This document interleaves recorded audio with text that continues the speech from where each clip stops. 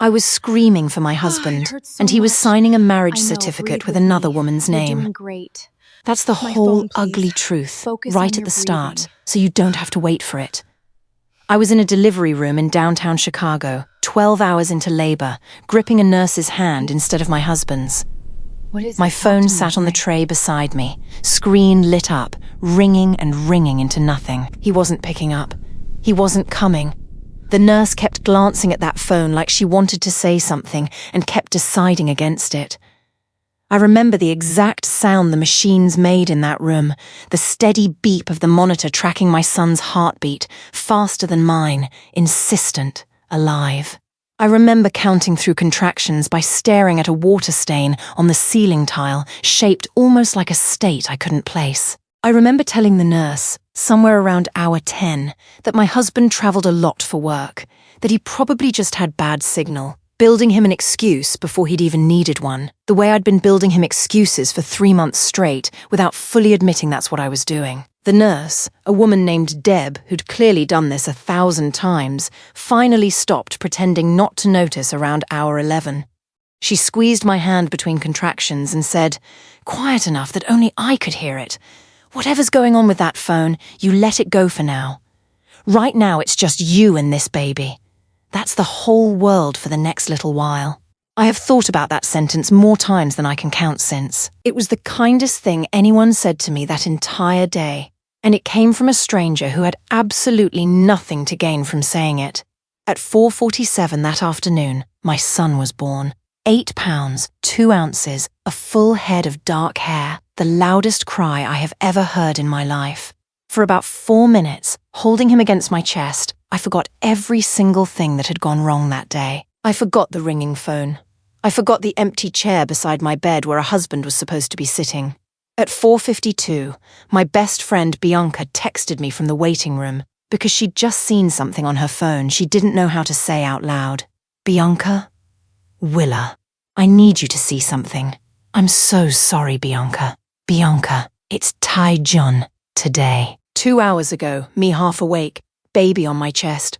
What am I looking at, Bianca? It's a wedding. His family posted it an hour ago. The caption says, Moon family welcomes a new bride, Bianca. Willa, I'm coming in. Don't look at it alone. I looked at it alone anyway. Tae-jun Moon, my husband, standing in a white tuxedo, ring already on his finger, next to a woman I'd never met in my life. Time-stamped while I was 8 centimeters dilated and asking a nurse if he'd called back yet. I didn't scream. I want you to notice that, because it matters for everything that comes after. I went quiet. Ice quiet. The kind of quiet that scares people more than screaming ever could. That was my first mistake. Thinking quiet meant weak. If you've ever gone completely still in the worst moment of your life instead of falling apart, you already know exactly what I'm talking about. Keep reading. This gets a lot bigger than a wedding photo. I didn't know it yet, but somewhere across that same city, a car was already being prepared for me. A driver already had my hospital's address. Someone I'd never officially met had been watching this exact moment coming for 9 months, waiting for the second I'd need him. I had no idea who he was. Everything changed after that. Let me back up, fast, because you need the shape of this before I keep going. I met Tae-jun 3 years earlier at a charity gala I was working, not attending. I did event coordination for a hotel group, the kind of job where you're in the room but nobody looks at you twice. He looked at me twice, then 3 times. Then he found a reason to talk to me by the dessert table. He was Korean, wealthy, connected to a business empire nobody talked about directly, the Moon family, shipping and logistics on paper, something colder underneath it that people whispered about but never said out loud. I didn't care about any of that. I cared about the way he listened when I talked, like I was the only interesting person at a party full of powerful ones. Back then, our texts looked nothing like what they'd become. Tae-jun 3 years ago. I still don't know your name, and I'm not leaving this gala without it, me. It's on my name tag, Tae-jun. Your name tag says, staff. I want the real one, me. Willa Tae-jun. Willa. I'm going to remember that. He called the next morning, before 9, which I'd later learn was unusual for a man who was famous, in certain circles, for never calling anyone first. Tae-jun, dinner. Tonight. I already told my driver the address, me. That's presumptuous, Tae-jun. I've been called worse. Is that a yes, me? It's a, we'll see. It was a yes. It was a yes for 18 months straight, actually, through a courtship that felt, at the time, like something out of a movie I never thought I'd star in. He flew me to Seoul for my birthday the first year, took me to a tiny noodle shop his grandmother used to take him to as a boy, told me stories about a childhood that sounded lonelier than anyone with that much money had any right to have. Tae-jun that trip. My mother used to say a moon doesn't cry in front of staff. I was 9 the first time I understood that meant I wasn't allowed to cry in front of almost anyone at all, me. That's a lonely thing to teach a 9-year-old Tae-jun. It's the only thing anyone ever taught me consistently. Everything else changed depending on who was in the room. I fell for the loneliness underneath the wealth just as much as I fell for him. Maybe more. He proposed on a rooftop in the rain, which should have been romantic, and mostly was, except his mother's first phone call after the engagement announcement wasn't to congratulate me. It was to ask, through his own assistant, whether I'd be willing to sign something before the wedding. I said no. Tae-jun backed me on it. The one time in our whole relationship, I watched him choose me over her without hesitation. I should have paid closer attention to how rare that moment actually was. We married 18 months later. His mother, Madam Sun Hee-moon, sat through the entire ceremony with a face like carved stone and never once said my name out loud. She referred to me, in her toast, only as Tae-jun's choice, the way you'd describe a decision about which car to lease. That should have told me something. I let it go. I always let things go. That was my second mistake. The first year of our marriage was quieter than I expected, in a good way, mostly. We had a routine. He worked long hours. I kept coordinating events on the side because I liked having something that was entirely mine. And most nights we ate dinner together at a small table in our kitchen, instead of the enormous dining room his mother had insisted on furnishing for us. I remember thinking, more than once, that I'd built a life softer and more ordinary than anyone from his world was supposed to want. I didn't know yet how much of that softness was borrowed time. Fast forward. I got pregnant. Tae-jun seemed happy, or something close to happy, in the careful, guarded way he did everything. His mother, for the first time since our wedding, actually smiled at me at a family dinner. And I remember feeling almost giddy about it, thinking maybe a grandchild was the bridge I'd never quite managed to build with her myself.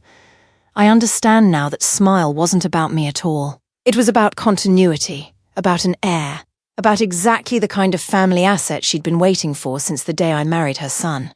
Then, 3 months before my due date, he started disappearing. Late nights. Locked phone. A new name that kept coming up whenever his mother called. Yi-jin Song. Me 3 months ago. Who's Yi-jin Tae-jun? Someone from a family friend's dinner. Don't worry about it, don't worry about it. That's what men say right before they hand you a reason to worry about everything. I should have walked away right then. I didn't. I told myself I was building a family. I told myself a lot of things that turned out to be lies I fed myself, so I wouldn't have to face the truth sitting in front of me. Looking back, there were smaller signs even before that. A dinner reservation under a name I didn't recognize in his calendar that he said was a client. A weekend trip to Busan for supplier meetings that his assistant later couldn't quite explain when I asked, offhand, what supplier they'd actually met. His mother's sudden, frequent visits to our apartment those last few months, always timed for when he was home, always ending in hushed conversations in his study that stopped the second I walked past the door. I let every single one of those moments go. I had trained myself, over 3 years, to believe that loving someone meant not asking the second question. That was my mistake, and it was the last one I ever made with him. Back to the hospital room. Back to the photo on my best friend's phone. I called Madam Moon myself, 20 minutes after I saw it, my son asleep in a bassinet beside me. Madam Moon, you've seen it, then. Me. Where is my husband? Madam Moon, occupied.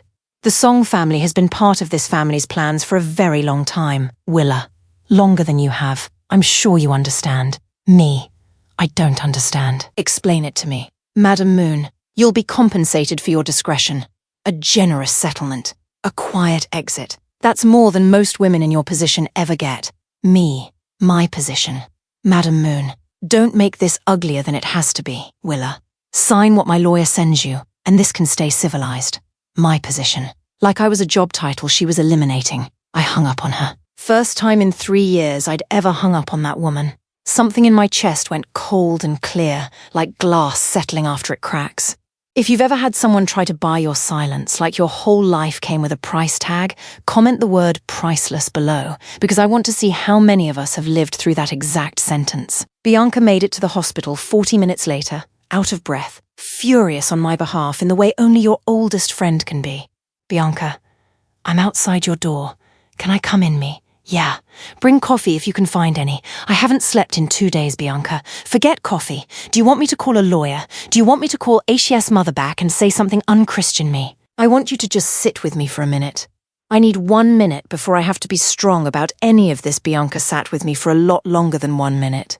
She didn't ask me what I was going to do. She just held my hand the way I'd held 100 strangers' hands in my old job, back before any of this, back when I still thought my life was simple. I signed my discharge papers 11 hours later. My hands were shaking. My son was 3 days old, wrapped in a blanket a nurse gave me because I hadn't packed one, because I never imagined leaving that hospital without my husband beside me. I didn't call Tae-jun. I didn't leave a note.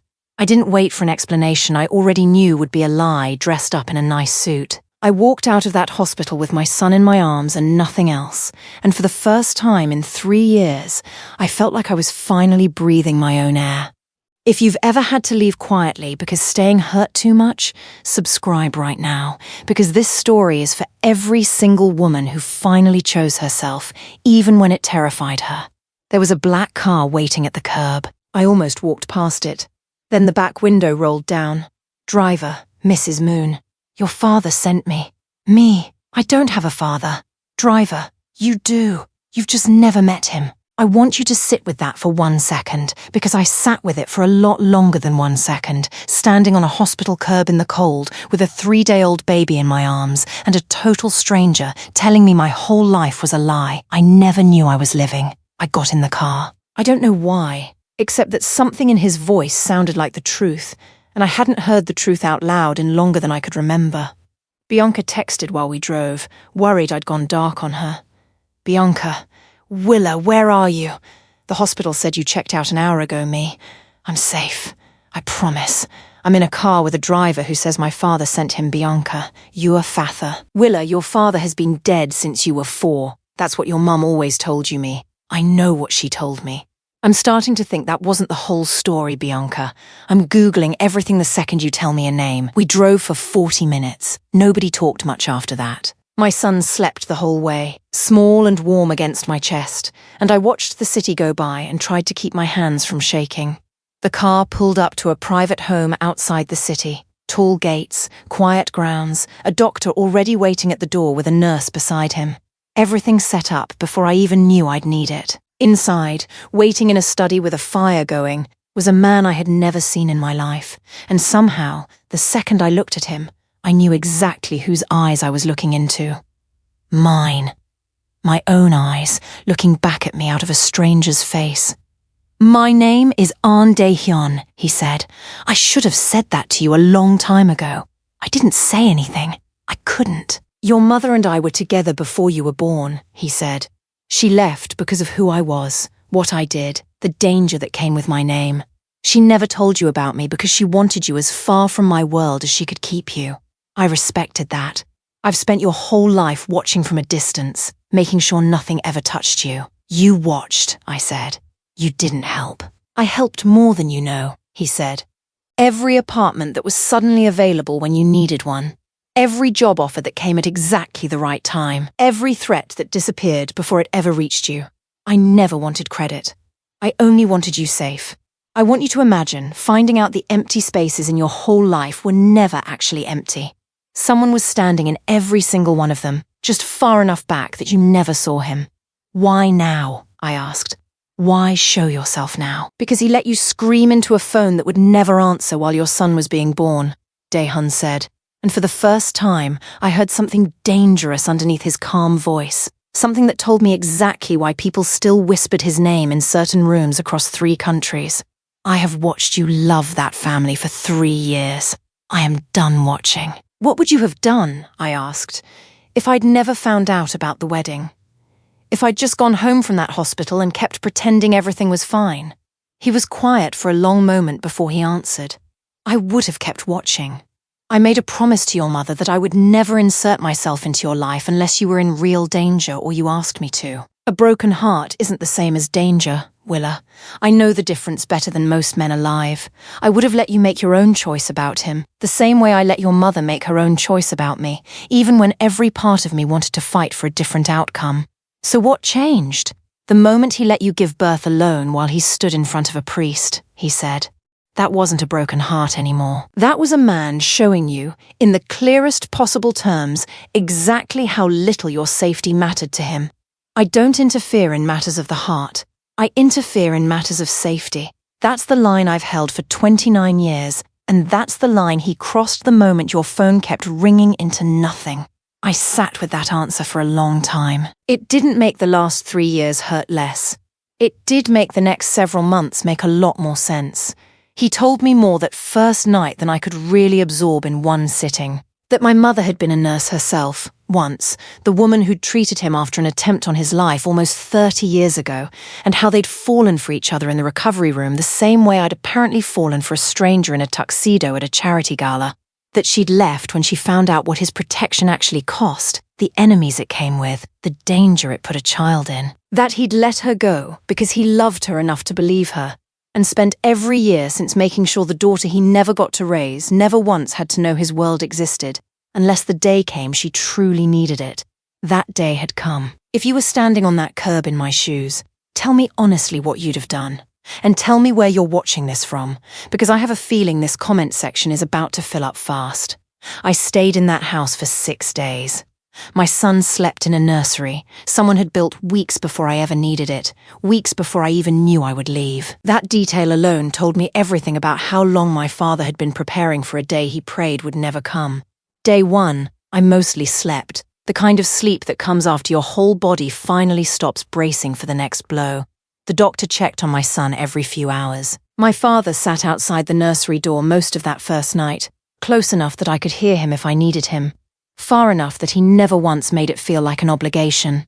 Day 2, he showed me a photograph of my mother for the first time in my life.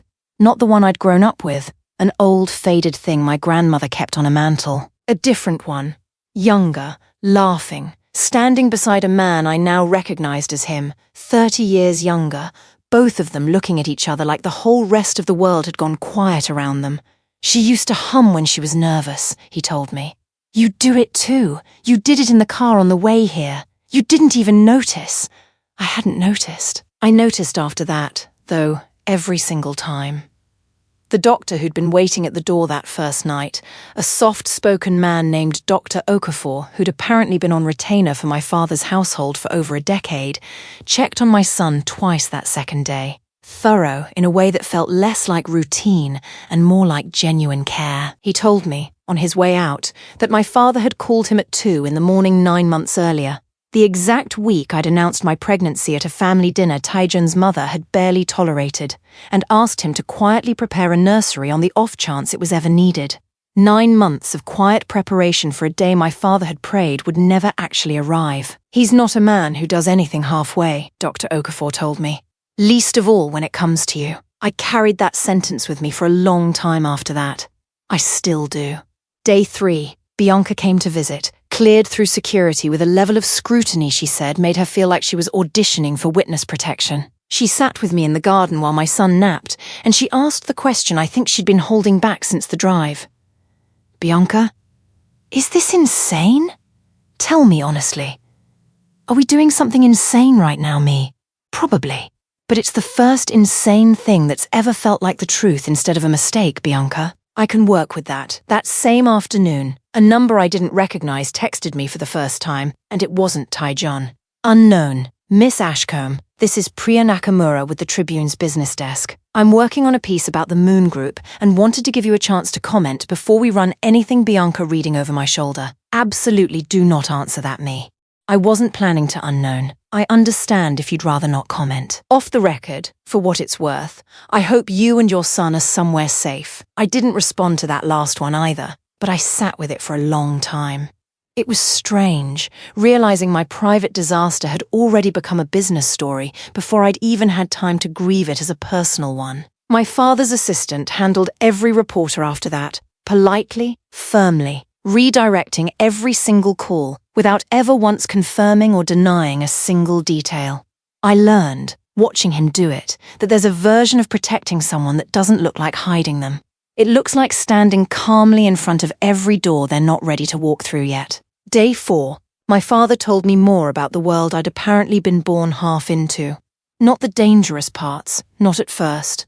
He told me about the shipping company his own father had built after the war, how it had grown into something that touched ports on 3 continents, how somewhere along the way, protecting that company had required him to become a man other men were careful around. He told me about a rival family, decades earlier, who'd tried to underprice his father out of half his contracts through bribery and false safety claims, and how his father had spent 2 quiet years building an airtight case with regulators instead of ever raising a hand against anyone, until that rival family's entire fleet was grounded and their reputation with it. That's the lesson I was raised on, he told me. You don't have to be loud to be permanent. You just have to be right, and patient, and willing to let the truth do the slow work of ruining someone properly. I thought about that lesson a lot over the following weeks. I think I ended up living it out myself, in my own much smaller way, without ever once meaning to. Day 5, Miriam's first message came through, the one that told me Madame Moon had finally learned exactly who my father was. That same day, Tae-jun's calls crossed 100, then 120. Then, by the time I stopped counting on my own and let Bianca keep the tally instead, 143. Bianca, 41 missed calls today. You good? Me. I'm good. Tired, but good. Better than I've been in 3 years. Honestly, Bianca, what's the house like? Is it as fancy as it sounds me? Fancier. There's a whole wing I haven't even walked into yet, Bianca. Does he seem safe? Your dad. Be honest with me. He seems like someone who has spent 30 years being exactly the kind of careful I've never had the luxury of being. I trust him more than I probably should this early. I don't know what that says about me, day 6. My father asked me, over breakfast, whether I was ready to stop hiding. Not from Tae-jun.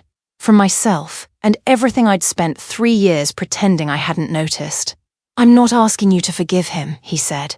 I'm asking whether you're ready to stop being afraid of what the truth is going to cost you. Because it's already cost you plenty, staying quiet about it. I told him I was ready. I wasn't, not completely, not yet. But I was close enough to mean it. That same morning, he laid out, plainly, exactly what he could and couldn't do, and asked me to choose the shape of it myself, instead of assuming I'd want whatever version he might have chosen on my behalf. I can end that company inside a year if you want it ended, he told me. I can also do nothing at all beyond what's already happening on its own, and let the contracts that are already walking away keep walking, and let his own family finish the job without either of us lifting another finger. Tell me which version of this you actually want, and I'll build it exactly that way. I don't want him ruined, I said. I want him to lose exactly what he actually earned losing. Not more than that. I don't want to become someone who needed to watch a man crawl to feel like I mattered. That's a harder line to hold than the other one, he said. Restraint always is. I know, I told him. I'd still rather hold it. I spent 3 years watching that family use quiet as a weapon against me. I don't want to become someone who learned that lesson only well enough to point it back at them the exact same way. He nodded, once, the same way I imagine he'd nodded at 100 business decisions over 30 years, except this one, I could tell, meant something different to him entirely. Then that's exactly what we'll do, he said. Nothing more than the truth already earns him. Nothing less, either. That conversation ended up mattering more than almost anything else that happened in that house, because it meant everything that came afterward. Every contract lost, every board vote, every quiet consequence happened because the truth simply walked forward on its own once nobody was left standing in front of it to slow it down. I never asked for a single thing beyond that. I never needed to. He came back from his own wedding reception, according to what I heard later, laughing, flushed with champagne, expecting his wife and newborn son waiting quietly at home the way he'd left them arranged in his head. Instead, he found an empty penthouse. No bassinet, no bags, No wife. The staff told him I'd checked out of the hospital hours earlier. Nobody could tell him where I'd gone, because nobody actually knew. That was his first real fear. I heard he stood in that empty nursery for almost 20 minutes before he called his mother. That's when everything changed for him too, though it took him a lot longer than 6 days to understand exactly how much. Madam Moon made calls of her own that week, trying to find me, trying to find out who had access to move a woman and a newborn out of a hospital without a single trace. She hit a wall she didn't expect. Every door she tried to open had already been quietly closed by someone with more reach than she had. She found out who my father was on the 4th day. I heard, from someone I'll get to in a minute, that she went pale enough that her own assistant asked if she needed a doctor. That someone was Miriam Cole, Tae-jun's own executive assistant for 6 years, a woman I'd been friendly with at every family function, the kind of quietly observant person nobody in that family ever thought to be careful around. Miriam texted me on the 5th day, out of nowhere, from a number I didn't recognize. Miriam. Willa. It's Miriam. I got this number from Bianca. I hope that's okay, me. It's okay. How are things over there, Miriam? A mess. Madam Moon found out this afternoon whose daughter you are. I've never seen her go that quiet in 6 years of working for this family. Me, what does quiet look like on her, Miriam? Like a woman recalculating every single plan she's ever made. I thought you should hear it from someone who actually watched it happen. Ahn Dae-hun's name was not a name, people said carelessly. Not in shipping circles, not in banking circles, not anywhere money and power moved quietly through rooms most people never got invited into. The Moon family's own logistics contracts, the ones that kept half their shipping lanes moving, ran through ports where my father's name opened doors and closed them just as easily. 3 of those contracts were quietly cancelled within the week. Not with threats, not with violence. Just phone calls, polite and final, from men who suddenly remembered other obligations. That's how power like his actually works. Not loud, just permanent. Yi Jin-song's family found out exactly who they had married their daughter's new husband against within days as well. Miriam texted me about that too, since half the office had heard the fallout through a wall. Miriam, the Song family matriarch, called an emergency meeting this morning. Her assistant told my assistant she's already asking lawyers about annulment me. Before the wedding cake was even finished, Miriam, apparently. Families like hers don't survive by picking fights they can't win. If you were the mistress in that story, and you found out exactly who you'd been used against, would you stay or would you run? Comment below, because I genuinely want to know what you'd do standing in her shoes. Tae-jun finally found me on the 9th day. I don't know how. I never asked. Some things you don't need explained to understand exactly what they mean. He came to the gate of my father's estate alone. No security, no mother standing behind him for once in his life. I watched him on the security monitor for almost 10 minutes before I agreed to see him. My father stood beside me the whole time, arms crossed, saying nothing, letting the decision belong entirely to me. You don't have to, he said, finally. Whatever he says, you don't owe him the chance to say it. I know, I said. I want to hear it anyway. Not for him. For me. My father studied my face for a moment, then nodded once and stepped back, close enough to reach if I needed him, far enough to let the room belong entirely to me. I understood, watching him do that, exactly how he'd spent 30 years loving someone from a careful distance without once making it about himself. It was the same thing he was doing for me now, in real time, and I don't think I fully appreciated it until much later. He looked smaller than I remembered him when they finally let him in. Not physically, just smaller in every other way that mattered. You disappeared, he said, standing in the doorway of that study, the same room where my father had told me the truth 9 days earlier. I didn't disappear, I said. I left. There's a difference. I panicked, he said. I came back, and the apartment was empty, and I didn't know if you were safe, if our son was safe. I didn't know anything. You didn't know anything, I said, because you spent 3 months lying to a woman who trusted you with her whole life. Of course you didn't know anything. You stopped paying attention to the truth a long time before I ever left that hospital. He didn't have an answer for that. Men like him rarely do, once the truth is standing in front of them instead of hiding behind a locked phone. I'll fix this, he said. Whatever it takes. The marriage to Yi-jin, it was my mother's arrangement. It doesn't have to mean anything. It already meant everything, I said. You stood in a tuxedo and signed a certificate with her name on it while I was pushing our son into the world alone. There is no fixing a moment like that. There's only living with what it already told me about exactly where I stood in your life. I love you, he said, and I believe, even now, that some small part of him meant it. I believe you, I told him. I also believe you loved your mother's approval more, every single time it mattered, and you're going to spend a long time figuring out which one of those loves you actually chose, because I already know the answer, and it isn't me.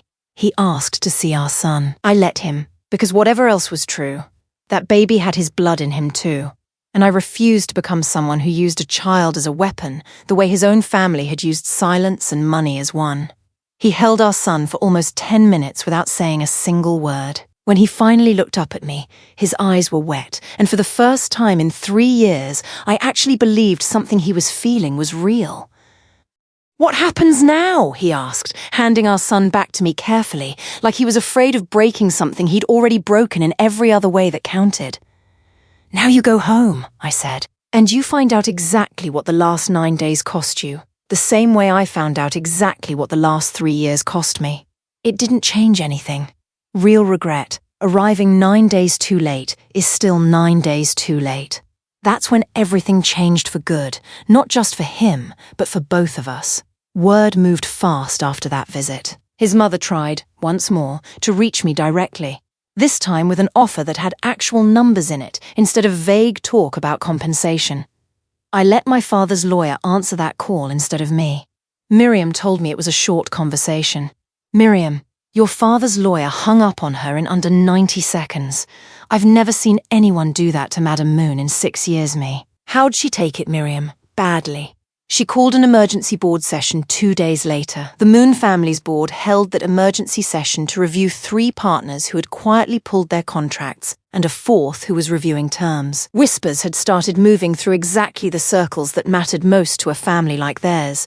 Whispers about a man who married one woman while his actual wife delivered his son alone in a hospital bed. Whispers about exactly whose daughter he'd been careless enough to humiliate in the process. Reputation, in certain worlds, is the only currency that never runs out, right up until the moment it does. Tae-jun's ran out fast. A trade publication ran a short item about the Moon Group's sudden contract losses 2 weeks later, careful and clinical, the kind of piece that never says the real reason out loud, but makes sure everyone who matters already knows it. Miriam sent me a screenshot of the headline without a single comment attached to it. She didn't need to add one. Miriam? Me. Unspecified Miriam.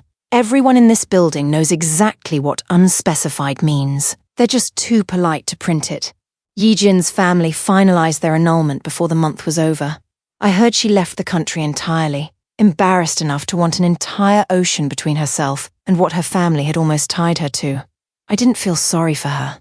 I didn't feel anything for her at all, honestly. She'd made her choices with her eyes wide open, the same as everyone else in that whole ugly arrangement.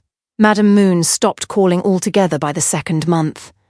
Miriam told me the family council had quietly stripped her of most of her authority over Moon Group's affairs, tired of cleaning up a mess she'd spent 3 years insisting was under control. Tae-jun's own uncle, a quiet man named Byung-chul, who'd never once involved himself in family disputes before, apparently sat on the council vote that finally curbed her power. I heard he told another board member, in a comment that made its way back to me through Miriam's careful channels, that some mistakes cost more than money, and that his sister-in-law had finally made one big enough to prove it.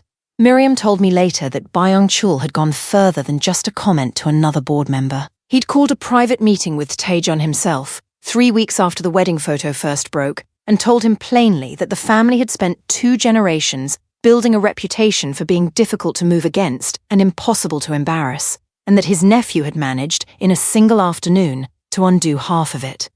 Miriam. Byung-chul told him, word for word, your father would never have let a woman find out about a mistress from a stranger's phone in a hospital waiting room. Whatever else he was never careless. Apparently Tae-jun didn't say anything back me. What did he do, Miriam? He left the meeting and didn't come back to the office for 2 days. First time in 6 years I've seen him take a sick day that wasn't actually a business trip in disguise. I don't know exactly what happened during those 2 days. I know he didn't call me during them, which told me something too, in its own quiet way. Sometimes the truest measure of a man's regret is what he does when nobody's watching him perform it.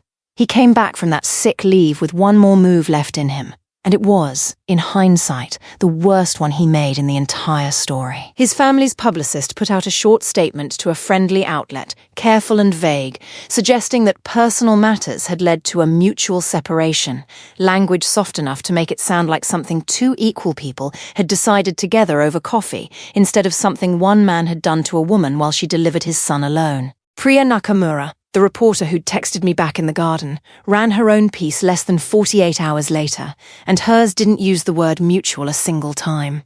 She'd confirmed, through hospital records, his family hadn't realized were even accessible, the exact timestamp of my son's birth against the exact timestamp of his wedding photo. 2 events, same afternoon, 4 hours apart. She didn't need to editorialize a single sentence. The timeline did all the talking by itself. I read that piece twice the morning it went live, sitting at my kitchen table with my son asleep in the next room, and I remember feeling something closer to relief than vindication. I hadn't asked for any of it. Not the piece, not the timeline, not the quiet collapse of a family that had spent 3 years making me feel like the smallest person in every room I ever stood in. I had just, finally, stopped agreeing to disappear on their behalf. Miriam, the mutual separation statement did not age well. Priya's piece is everywhere this morning, me. I didn't ask her to write anything, Miriam. I know. That's exactly why it landed so hard. Nobody can say you fed her the story, because you never said a word to press this entire time. That was the moment, more than any of the contracts or the board votes, that I watched Tae-jun's own attempt to control the narrative become the thing that finally sealed it shut for good. He'd spent 3 years being careful about everything except the one truth that actually mattered. And even his last attempt to manage the fallout ended up managed by the same silence he should have respected from the very beginning. Miriam, she still comes to the office every day, sits in her corner office and signs whatever they let her sign now. Me. Does she ever mention me, Miriam? Once. She said, that girl cost this family everything, and never raised her voice once. I think she meant it as an insult. I didn't take it as one Tae-jun kept the name. He kept the title. He lost almost everything that made either one worth having, and he lost it in the exact order he'd earned it, one careless choice at a time. I didn't destroy him. I want to be honest about that, because it matters. I didn't lift a single finger against that family. I simply stopped protecting a lie by staying quiet inside it, and the truth did every bit of the work on its own, the way it always eventually does once you finally let it out into the open air. My father asked me, about 2 months in, whether I wanted him to do more. Whether I wanted the Moon family to lose more than contracts and a mistress and a mother's authority. Dae-hun, say the word. I can take more than contracts from that family, me. No. I already got the only thing I actually wanted out of any of it, which is my son, safe, and myself, finally free of a man who never once fought for me, the way he fought to keep his own comfort intact, Dae-hyun. Your mother would be proud of you. She always said the strongest thing a person can do is refuse to become what almost broke them, I asked him. That same week, why he'd never remarried, never had other children, in 30 years of watching me from a distance. He told me he'd spent every one of those years telling himself he didn't deserve a second family after failing to keep the first one close. I told him he hadn't failed me. He'd protected me the only way he knew how, even if it took me 29 years to understand what that protection actually looked like from the outside. Your mother kept one photo of the two of us, he said. She never told you who was in it. She told you it was an old friend from nursing school. I remembered that photo. It had sat on our hallway table my entire childhood, tucked into a plain frame, a young woman laughing beside a young man whose face I'd never once thought to ask about. I hadn't looked at it in years. I called my aunt that same night and asked her to mail it to me. It arrived a week later, still in the same plain frame, my mother's handwriting on the back, just 2 words. Almost enough. My father asked me, a few weeks after that, if I wanted to visit her grave together. I hadn't been in almost 2 years, not since I'd gotten too busy with wedding planning, and then too pregnant, and then too consumed with a marriage that was quietly falling apart underneath me to make the drive. He stood a respectful distance back the whole time, letting me have my own moment first, and when I finally waved him over, he knelt down slowly and set a small bundle of white chrysanthemums against the stone. "She would have liked this," I told him. "Both of us here, together, finally, even like this. She would have liked you more," he said. "Everything I've done the last 30 years, I did because some part of me believed you'd turn out exactly like her. Stubborn, steady, impossible to buy off with an envelope full of money." I laughed for the first time in weeks, standing in that cemetery, because he had no idea yet about the envelope Madame Moon had tried to hand me at the hospital, and when I told him, he went quiet in a way that told me exactly how much that detail mattered to him. "She turned it down without blinking," he said, mostly to himself, mostly to the headstone in front of us. "That's her mother in her, through and through." We stood there a while longer, neither of us in any hurry to leave. It was the first time since the whole ordeal began that I felt like I was standing somewhere entirely for myself, not managing anyone else's expectations, not performing composure for a room full of people waiting to see if I'd crack. Just a daughter and a father, 30 years late to the same conversation, finally having it anyway. I didn't destroy anyone's life to get here. I just finally let the truth stand where it belonged, and let everyone else live with exactly what that truth cost them. 6 months later, I moved into a place of my own, close enough to my father that my son would grow up actually knowing him this time, far enough that I could build something that was entirely mine. I went back to event coordination, except this time under my own name, in rooms where people finally looked at me the first time instead of the third.